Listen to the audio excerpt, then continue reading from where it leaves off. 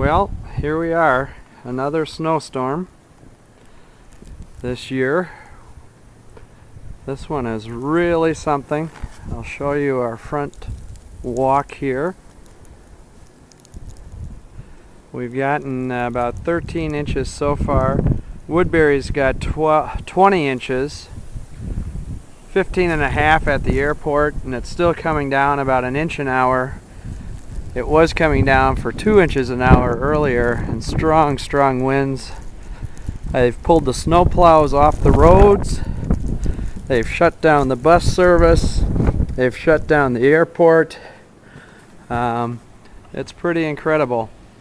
We've now set a record for the most amount of snow for a season before the end of the year, with the 15 inches. We've had about 20 inches prior to this year. We've gotten 12 the last Saturday. We got 8 earlier on the 15th of November. And yeah, so this has been quite the year. It's supposed to get down to 10 below tonight and then get absolutely frigid after this. So we're in for quite a winter blast.